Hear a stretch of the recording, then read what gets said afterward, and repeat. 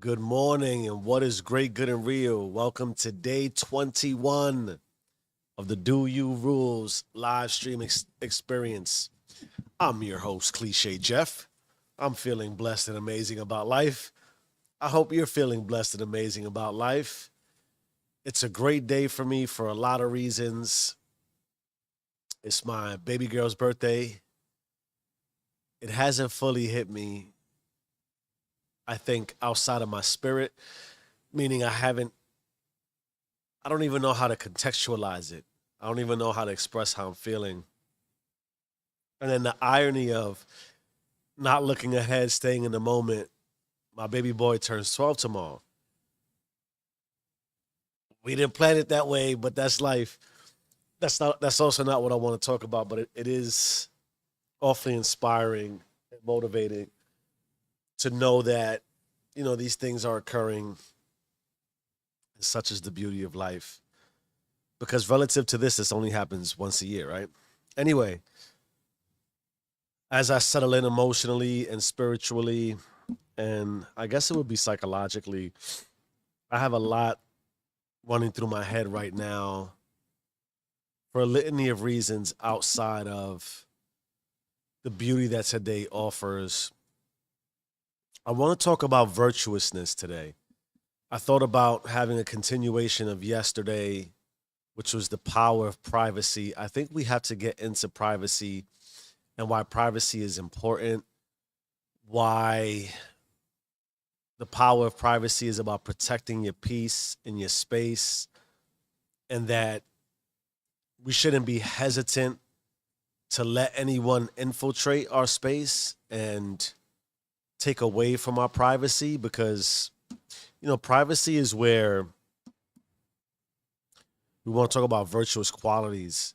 A lot of where we establish the identity of becoming ethical and virtuous. I believe ethical is the word that I like when I consider living a virtuous lifestyle. I think there's a fear that comes along with transitioning to more of an ethical and virtuous lifestyle, particularly if you've been unethical and I guess unvirtuous. I don't think that that's the way to say it. I don't know how to wrap that the correct way. But I also have some data and statistics around where we might be as people with some of our goals and our intentionality for the year. 21 days in, are you still with me? Were you ever with me? I think there are some things that were staggering to me. But before I get into that, and the idea that being virtuous is a lot of things and could be a good framework. I'll talk about a little, I guess, the influence for that. What I'm reading right now is like anything, what you fill your brain with and your thoughts with are going to have a high influence on where you're at. But before we get into me flowing in, I got my chapstick. Love life. Water. I've already had some. I've had more than my standard dose of 4 cups, 2 bottles. I have my notes today. Red book, red book. Bring me blessings today, red book. I wrote some things down already. I asked myself this today. Who are you? Do you ask yourself that? I think it's important from the perspective of, in order to understand if you're virtuous and ethical or not, of course, you want to define what that means for your lifestyle. But ultimately, it begs the question, who are you really? And I've asked that question before.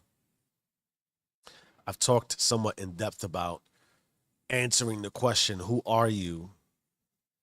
And I question if we really ask ourselves that question enough in order to establish, not to establish, in order to ensure that the identity we've created for ourselves, that we've established, is worth continuing. Because imagine establishing a you and having a code of conduct, if you would, for who you think you are, an identity for who you believe you are, and it not worth being repeated. I don't know that we would want to do that. I know I wouldn't want to do that. I wouldn't want to come to the realization that I think this is who I am, and then I don't quite like the qualities of who I am, but yet I repeat the process of what that makes me. So I wrote those kind of combinations of questions. Who are you? What does it mean to be you? I wrote down, as far as being virtuous, being broke isn't virtuous. I think that's important. And being broke is a lot of things. I found it interesting in some of the literature I'm reading, the evolution of Stoicism and philosophy, that some of the initial qualities associated with a virtuous lifestyle didn't encompass being rich. In fact, quite the contrary. There was also this concept that we should be indifferent towards everything. Now, I'm not promoting a stoic lifestyle, but I think philosophy, thinking, and stoicism can help us, and since I'm in that space right now, and I'm reading a lot of that material, it's resurfacing. And it's a good transition from the first book I read. I think it's worth talking about because why not? I asked the question too: is it not worth living right, virtuously? I almost said virtually, because what does it mean to be virtuous? Does it mean ethical integrity? Is there a sense of validity that comes with that? I have some synonyms in my screen that I'll probably look at. I wrote down, and I think I'll get into this in some way, the individual versus the collective when it comes to being virtuous. I believe that there's a level of independence that needs to be established, privacy, right? Reestablishing your identity in private, protecting your peace, protecting your privacy, not letting anybody infiltrate your space. We got to get into that. We really have to get into that. But I have a responsibility to me, the individual, because I'm me and I have to protect myself, but I have to do so virtuously in a way that it doesn't endanger my community and my circle. And then there's obviously there's a lot of different ways you can incorporate that. What is my circle? This you start to really layer these things. My circle was my family, but then my circle was my community because my community being safe establishes safety for my family. So I want to be protective of myself, but I got to protect my community. But also in the same way, if it's me versus the community, what is it I need to protect that is part of me and non-negotiable without putting the community in jeopardy, right? One of the analogies I was reading too, and then there's a virtuousness as far as I know everything about me and my home and my community. As somebody who I talked about this summer with the Whole Foods thing yesterday. If I'm outside of my community space and I don't know really the rules and regulations and identity of the community, is it up to the community to reinforce and show me, or is it up to me to not be that ignorant? It's like buying a house. If I go to purchase a home, naturally you want to do an inspection. Morally and ethically, I believe I'm obligated to reveal obvious fractures and things that are displaced or broken to the integrity of the home. I can't sell a home with a weak foundation without revealing to you it has a weak foundation. So there's obviousness around, there's these things that you expect to buy, there's some things you expect to adopt, there's some values you expect to understand and appreciate that come with an interaction and a transaction, but also there might be some skeletons in the closet. There's some dead bodies somewhere. There's a level of what do I need to keep that's not necessarily private. I'm not intending to mislead you, but because I have more intimate knowledge of certain things, where's the cutoff between I'm morally and virtuously and ethically required to divulge this to you, and then some of it is if you're too naive or ignorant to not ask the right questions, to not do enough research, that's not my fault. I'm not hiding it from you. It's just that you don't ask the right questions, you don't get deeper answers. Or if you just do a high level inspection and investigation of the bones, but you don't go into the meat, that's not my fault. I'm not trying to hide it. So in that same way, if there's certain things about me you want to know but you don't ask, I'm not obligated to reveal it. But at the same time, fundamentally, I'm a virtuous person. I'm an ethical person, and at some point, there should be an understanding. I move with a level of integrity. So again, I'm not looking to compromise you, but in the same way, if I have information that could benefit you, but you don't ask, and it winds up hurting you, not necessarily my fault. The last thing I'll say too is right, and I wrote that down. The hiding versus the diligence. So in that way, they talked about the evolution of protection of people. And I thought about this. I thought about what this must feel like. Time check, 4:30. Oh, I didn't do it. I didn't check the time. What time is it? 4:33 a.m. I've been on for 11 minutes. Actually, 10 minutes and 57 seconds, if I'm being exact. When did society become legally? There's people who commit crimes. They should be well represented. What does it mean to be well represented? Well, there's a virtuousness and ethics that it's not a question of if you're guilty or not. It's a question of do you deserve representation? And the answer is yes. Ethically, it just is. Excuse me for a moment.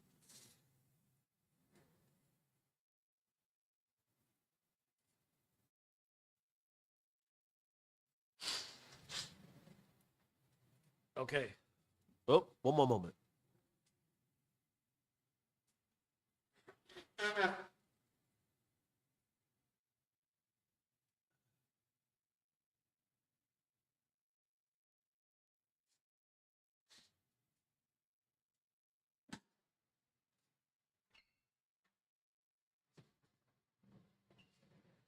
Man, you talk about the a way to frustrate yourself. I talk about my blanket all the time, right?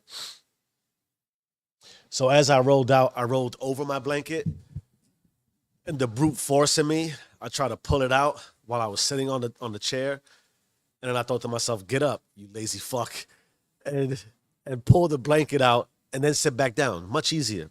Anyhow, as I just dropped an F bomb in reflection, I watched some of my episode from yesterday. I cursed a lot yesterday, and I have those modes where I curse a lot sometimes.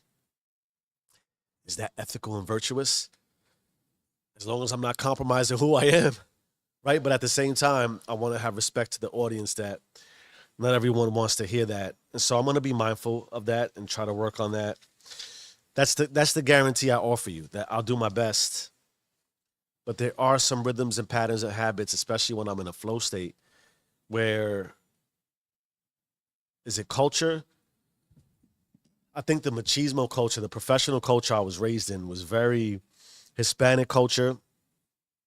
I think back to when I was being raised and the exposure I had. That was almost a way to express you're a man when you start having intelligent conversation, but at the same time can drop a strategic F bomb here and there. It made people know that you had a level, I guess it was maybe barbarian, don't mess with me, strengthen you. I don't know. That's the way I interpreted it. But such is life. So imagine that people who even commit egregious and heinous crimes could and should and deserve representation. I read a book. I've talked about this. I've talked about it before, and I think it's a book worth getting into detail at some point. I might do a book review. I've never done a book review. I might do one on the conversations with God. But in that book, one of the standard questions was, why does God allow so many heinous and egregious things to take place? And I won't get into detail as to why they believe God allows that. I also was watching a very interesting debate yesterday with someone who doesn't believe in God, but believed highly in well-being. And and the idea and concept that well-being means I take care of myself because I want to take care of the world, and I take care of other people more so because I want to take care of myself, and taking care of myself means taking care of other people because if everyone's taken care of, I'm less at risk. And I think there's a beauty to that, that you can sort of make it, I don't want to use the word selfish, but it's the individual versus the collective. If I take care of myself and I'm a high contributor ethically to society, and I can treat others that way and hope that others do the same, then we become a greater society. Look, I don't care what you practice. I don't care what drives you towards ethics and value and becoming virtuous to the extent that the standard definition of living a virtuous life means we all take care of ourselves because we all take care of each other, whatever. But one of the things in the conversation with God, as far as if you could fathom this, if everyone ethically deserves to be well represented, in the book, God says, this is the message from God, that even Hitler goes to heaven, right? Imagine that. That shit, I paused it. If anyone had, I referenced it before.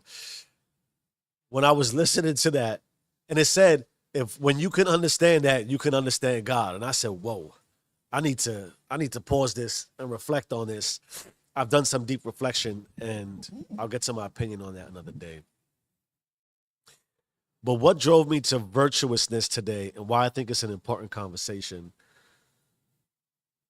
is if we believe that self-improvement is a crucial component to life and that we could want to improve as much as possible. And we're 21 days into the self-improvement journey through the Do You Rules live experience. And that ethically, there are some days where I want to quit on myself and I'm not feeling it. Where I might not think I know what I'm doing, where I question the validity, where I get really deep. I was watching something, someone asked, tell me what I need to do to be successful, and I'm paraphrasing. And one of the things was release all expectations, right? And that's important, to release all expectations, because expectations can really stifle us in that we believe if we do something, the results are just going to happen. You don't, I keep saying this. I think it's worth repeating. I feel like I could say this every day and I could make this just an everyday conversation. We, manifestation, spirituality, reality, result, like life. If you have specific ideas about results, it'll stagnate and put you in a situation of stasis and almost paralyzation of go forward progress. Why? Because you're always looking for the carrot. You got to stop looking for the carrot. You don't, just because you follow the same path of a millionaire. There's a book, right? The Billionaire Club or the Millionaire Club, the 5 a.m. Club, whatever the fuck it is. There I go again with those F-bombs. Just because you follow the pattern of Warren Buffett or Elon Musk or Marcus Aurelius doesn't make you them. And it's not going to make you them. And the reality, too, is that they found the results. They have achieved the results that they have because they just continue to do the work. And listen to anyone who'll tell you, they'll tell you, release all expectation for results. Just do the work. We have such a difficulty, I believe, doing the work because I think entitlement comes into play. If I do this, I'll get this. There's no guarantee. There's no guarantee. And part of being virtuous and ethical and appreciating some of these things is the reward and the result is the work. I know it's cliche. We don't want to hear it. It doesn't really sell books. It doesn't sell likes and subscribes. It doesn't make people want to come back to the channel. Whatever. I'm not going to, one of the things I talked about, man, I had a conversation with my daughter, 15 today. God bless her. Thank you, God. Thank you, God. Thank you, God. Thank you, God. Thank you, God, for this life. Thank you, God, for everything that I have to be able to experience, that I have a small little tight little family circle that is really, really strong and unified and harmonious, and we can live life together in all these different directions. And some days, you know what? When you get real into the self-improvement space and you tap in to your emotions, the bad days feel even worse. It feels like a car crash or a plane crash or a really big head-on collision. Why? Because you're so deep in love with what's happening that when there's friction, you feel it to the maximum degree possible. That's being locked in. That's virtuous to me. I'd rather understand what's going on there because then I can work ethically towards where do we want to be at. We got to get back to level. We got to get back to having love. But one of the things that my beautiful 15-year-old, my gorge, she said to me, she keeps trying to encourage me, right? I said this before, but it's worth repeating. You know, Dad, if you just did something silly, you'll go viral. And I get that.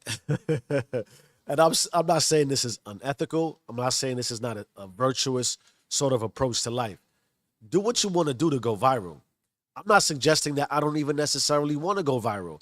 But also in that way, I can't focus on the result that if I do something, I'll go viral. Because here's the reality. I may never go viral. I may never get any more subscribers than I have right now, any more watch time. I may never monetize. That is the reality I have to accept. Now, also in the same way, if I keep pushing, those results usually yield themselves. Back to understanding and expecting and anticipating. It might not be today. It could be today. It might be 10 years. It might be 10 days. It might be 10 hours. It might be 10 seconds. There is no guarantee on when. There is no guarantee on the result. There's just a guarantee that if you keep doing this, it'll work. But one of the things I said to her, which I think is important for the evolution and the evolution and the growth of ourselves and the experience of the relationship with my children, because I'm trying to nurture a level of virtuousness in them, ethics and morals and standards, integrity, self-discipline, self-esteem, and all those other great things. I will not do something to compromise myself to go viral. I will not. I will not. I don't care what it is. I don't care. I watch some of these videos that have these millions of views, and I always question would I do that. I'm not knocking it. I'm not saying that people doing it shouldn't do it. But what I'm saying is, if I have to compromise my integrity and my virtuousness towards life to go viral, I'm good. I'm not doing that. I'm not gonna make myself look silly.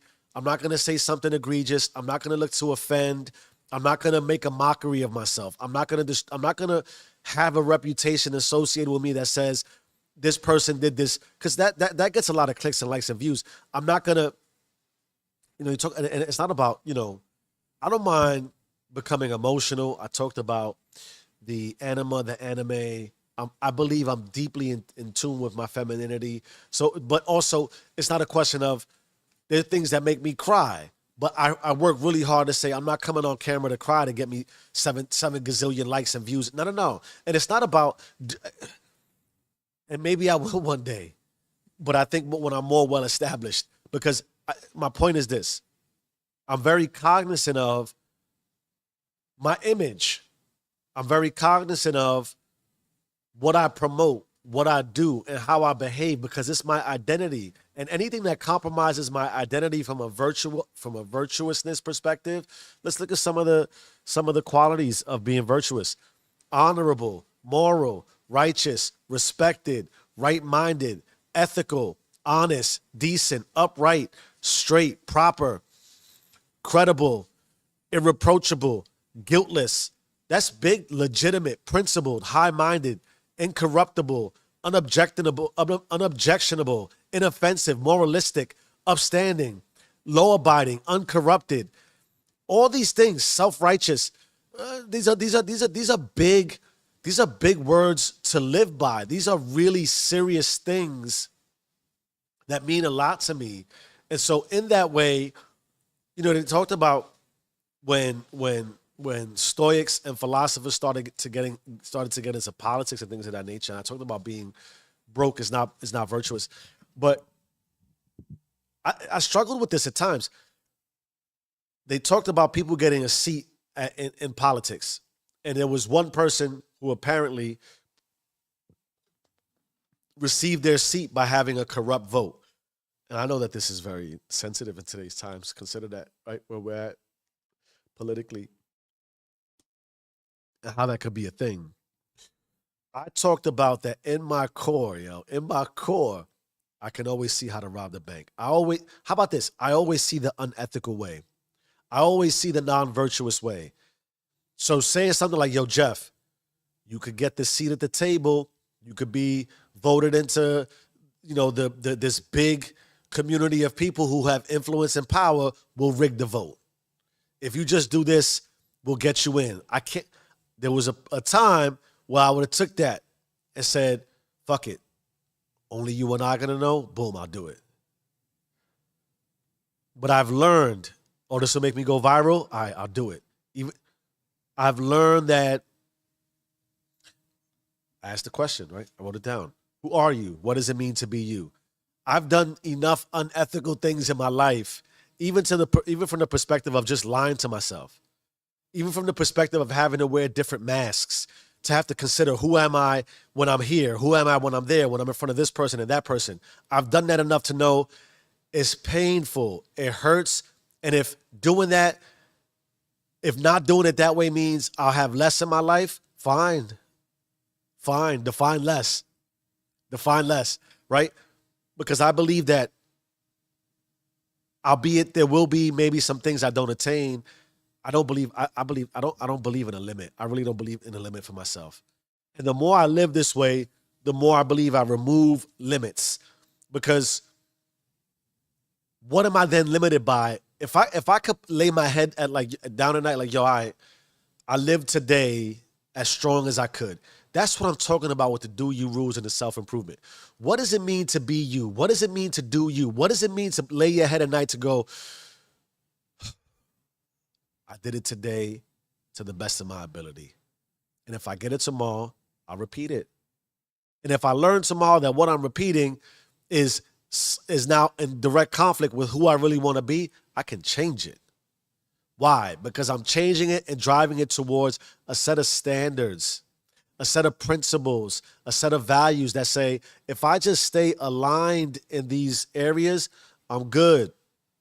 They talked about, too, in the evolution of Stoicism and philosophy, the idea that it took a while for people to learn, choose your wife wisely, because those are who you're going to have your children with, and then manage your home properly, because home is a lot of where it's at. I do think we're losing a lot of those things today. And I think that I was in line with 50% or more divorce, having all these things that meant broken home from the perspective of I'm going to be a man the way society says to be a man. All those things are very alluring.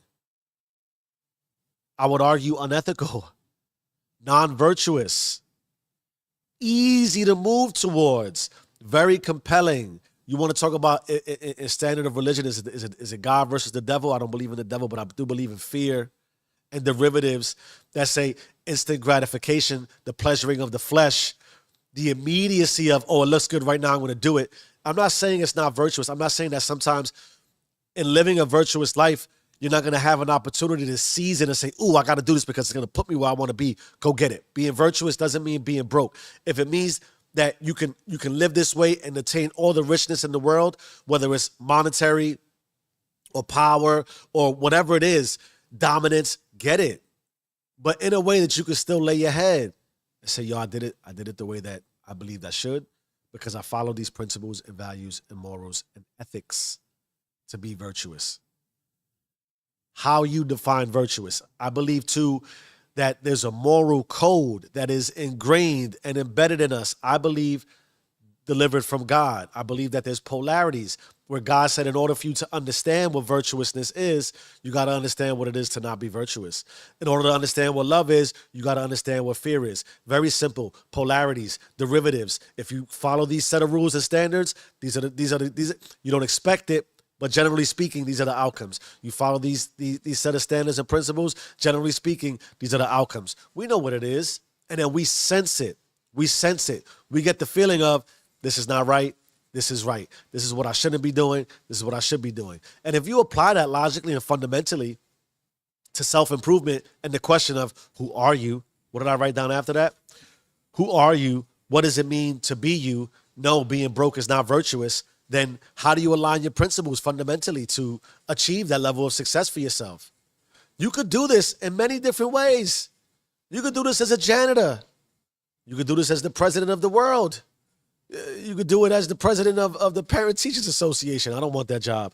Or of an HOA community. Or just of being a parent. Just of being a partner. Whatever it is. It could be small scale. That's part of also what I read, but which I thought it was important about the idea and concept. I'm going to go back to, in a second, some data that I thought was really significant and important.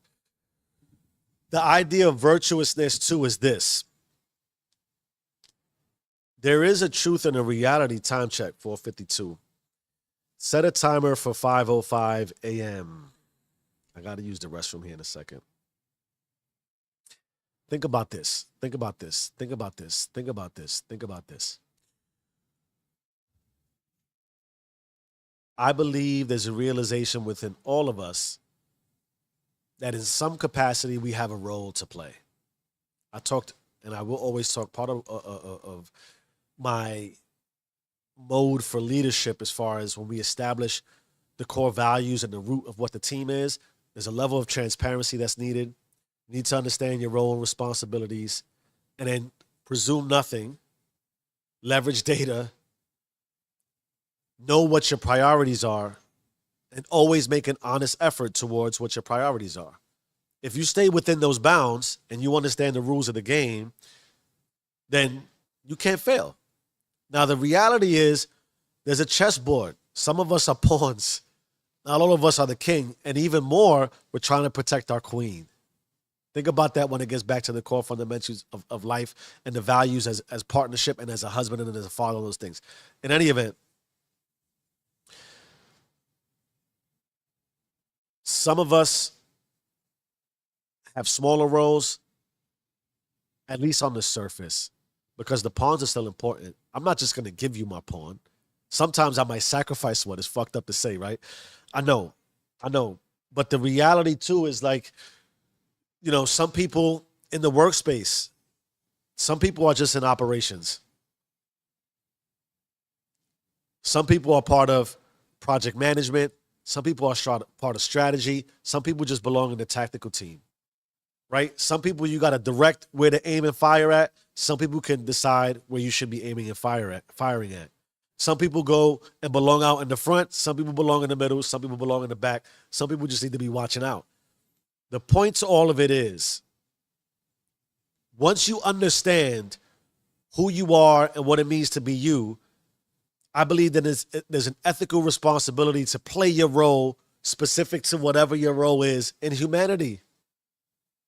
And at the minimum, your role in humanity is to be a decent human and contribute to society. Feel good about yourself, love yourself, whatever that is. But once you understand your role, whether you deem it to be small or large, then you should play it to your full capacity. That's ethical. And some of us, because we have, whether it's God, universe, or whatever you believe in, some of us belong on stage, some of us protect the stage, some of us are watching the stage. But wherever you're at, you're still needed. Without you, there is no stage. What is a speaker? What is a teacher without a student? What is a producer without a watcher, right? Like, think about all these things. We all got to play roles. And then when we think about how this is important to self-improvement, how you begin to attract, if you just continue to just push down the way that you're pushing, in order for you to thrive and to see the success you'll see, you just got to continue to be, and all that is will follow. In the now the question is capacity. Hold that thought. I'll be back. I got to use the restroom. I can't hold it anymore.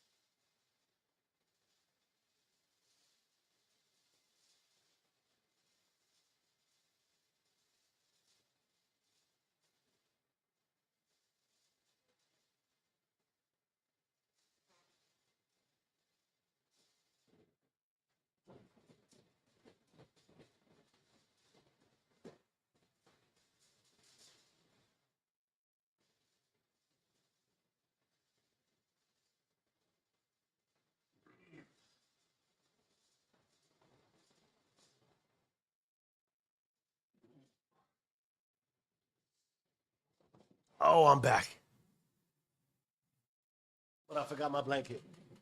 All right. Talk about a couple things here. What a day. What a day to be alive. What a day to feel blessed. I hope that your day is fantabulous and that it goes exactly the way you want it to go. We're talking about being virtuous and playing your roles. Back to also, the level of I think being virtuous too is how do you figure out your role? The way that you're at liberty to understand if I'm selling you a home, there's some obvious things that you should know because you don't want to.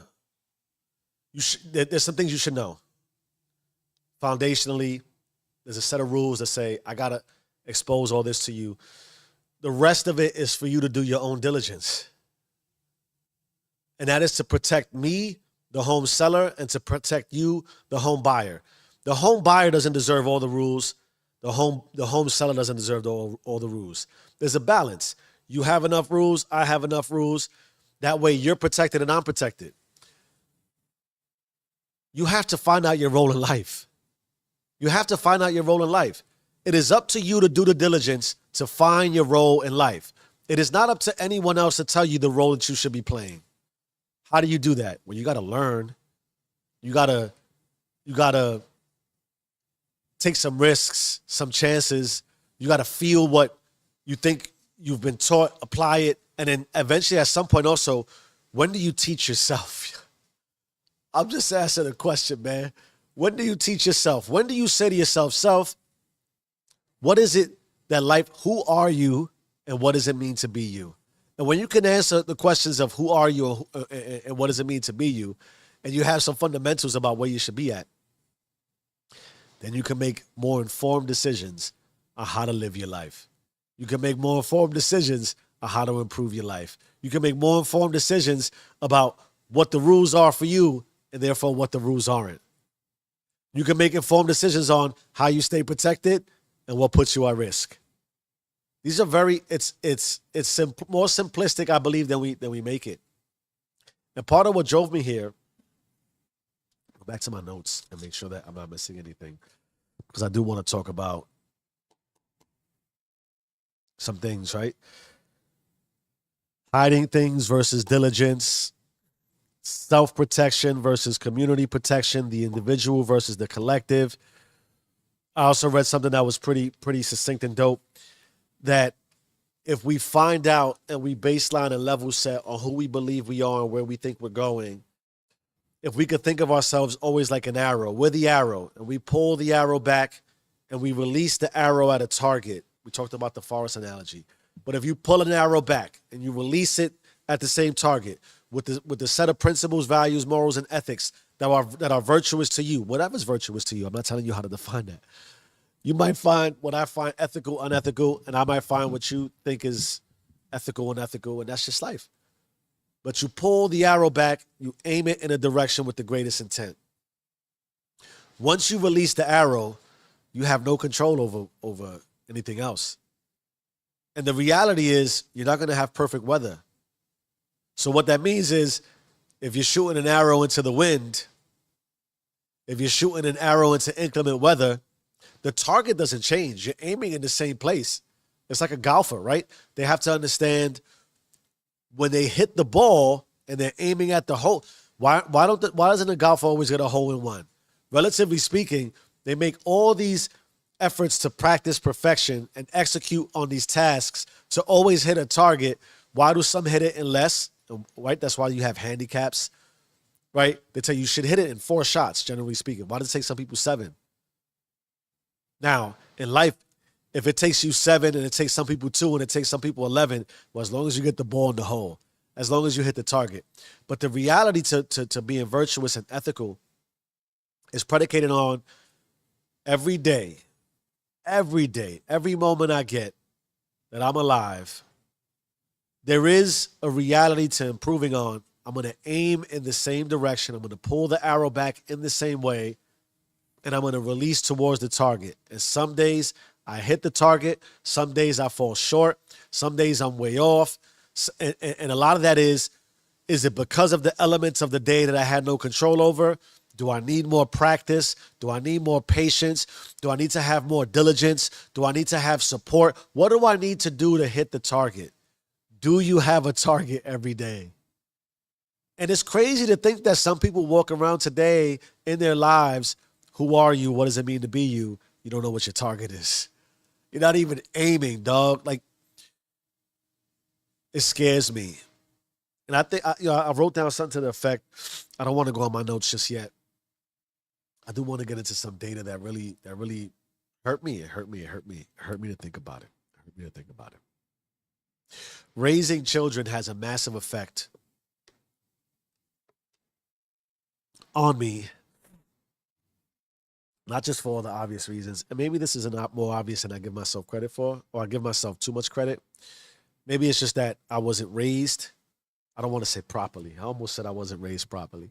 I was a latchkey child. My mother, my father. My mother was a single parent who had to work and earn an income. I was an only child that left me alone a lot, and my father was nowhere to be found. I still had a great support system. I still had people around, but I found myself more alone than not, which I'm not complaining about. I'll tell you right now, I love being alone. If there's anything that I've learned, we talked about privacy yesterday, privacy a little bit to start. I love alone time. I could be alone for a very long time and not feel unbothered. I could be alone for a very long time and feel very entertained. I promise you. I promise you. In any event, I want to close my point. Being a father, watching children be raised, being exposed to children, especially when you start the self-improvement process, especially when you start to ask yourself questions: who am I? What does it mean to be me? And especially when you start to learn that a lot of who you believe you are consciously was given to you, which therefore means you were programmed by someone, most likely your parents, almost certainly, definitely while you were a child, in the environment. That's why you're a product of your environment. Environments are so important. When you can be, oh, my timer went off. We'll be here for a few more minutes. I'm not going to set a timer, but I'm going to go until I feel like I need to get off, which is probably soon because I got to set up for the rest of my day. So when you can appreciate that essentially too that my children and all children are like a blank canvas, and every time it's just like a blank canvas of you're not trying. Like, you might think that you're painting, the Mona Lisa or whatever it was, the Sistine Chapel, but a lot of it is you're just splattering, you're splattering paint in the brains of your children, and it forms this identity. But if you can be conscious of it and you can watch as they're processing and learning and being programmed, that's essentially what's happening. I'm watching my children be programmed because their identity is being established for them because they don't know any better. They're just learning. They're being exposed. And every time they're exposed to something, it leaves an imprint. And my hope is that at some point, I almost used the F word. They release everything they think they know and learn for themselves. That to me is the most virtuous thing you can do. And I talk about that to them regularly. Don't believe everything I tell you just because I'm your father. And part of that is funny, like I said the other day, if I tell you, don't think anything negative, the only way to know not to think negative is to go into negative thinking. Because don't think negative. How do you know you're not thinking negative? Because you got to know what it is to think negative. So when you know what it is to think negative, you can stop maybe thinking negatively, but the mind will start to push you towards negativity if I say, don't think negative. Don't think negative. Try it. Don't think negative right now. Don't think any negative thoughts. It's like saying, don't think of an elephant. What's the first thing that comes to your mind? Don't think of an elephant. So if you ever ask, what would you do if you were alone? I start thinking of shit like this. I start thinking about elephants. And can I make myself stop thinking? That's one of the biggest things I try to learn in silence. The idea of not thinking. What does it mean to not think? Does it mean that your thoughts go away? I haven't been in a space of silence, of prayer, of meditation where I cannot think things. But the reality is, right, the Buddhists talk about forcing. I do my best to not force my thoughts. I just let my thoughts flow. But am I? Well, if you're thinking about letting your thoughts flow, then you're not thinking about not thinking. So you got to just kind of not think. Crazy, right? All right, I'm going to get to where I want to get to as far as what hurt me. There's some data here on I question the source, Lexipol, whatever it is, but there's also some U.S. News and World Report data that talks about if we're 21 days in, we talk about self improvement. Apparently, for Americans, I think this is Americans, right? This might be generally 79% of people who have goals for the new year involve improving health. Imagine that. That just about 80% of people who set a resolution and a goal and a target and an aim to start the new year is centered around improving your health. And there is a litany and a multitude of ways that you could improve your health. Naturally, you can improve your physical health. You can do some workouts. You can improve your mental health, your spiritual health, your health in general about how you feel about life. Now, of these roughly 80% of people who set a goal to improve health, 80% of the 100% that set goals feel confident they can stick to it. After the first week of January, 23% have already quit. And by mid-February, at least 80% will lose all their motivation. But there's one poll that says in the first 2 weeks, 88% of people fail.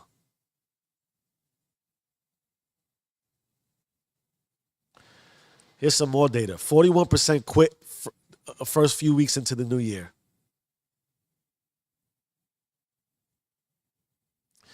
It's scary.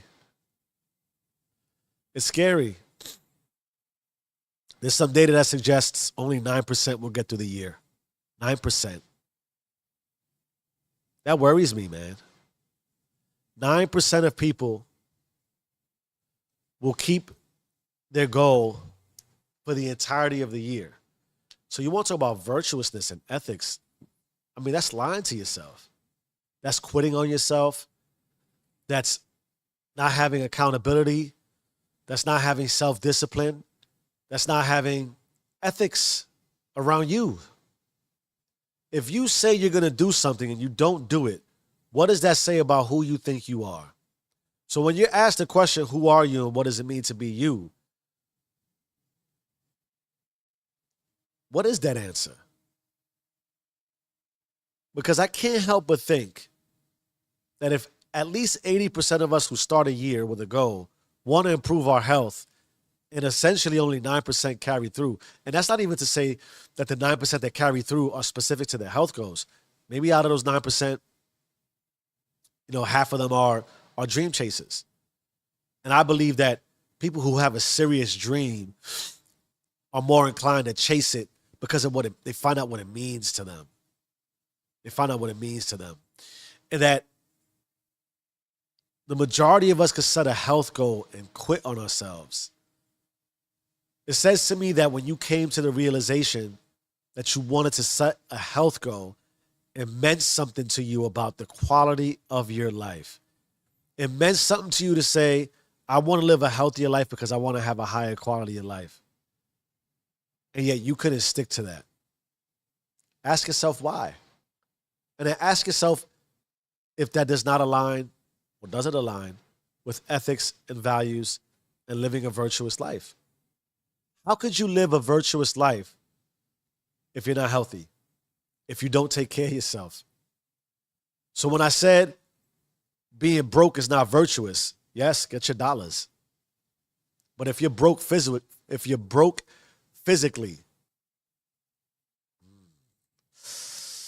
it hurts.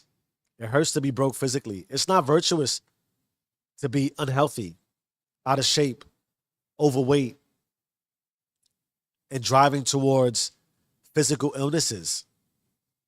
Just look around and think about what this means. I didn't say it. You said it. You had a goal. 80% of us wanted to work on our health. And I assure you that a lot of that is the physical health of the body. And we quit on ourselves, which essentially means we lied to ourselves, which essentially means We don't have the virtuous qualities of sticking to doing what we said we were going to do.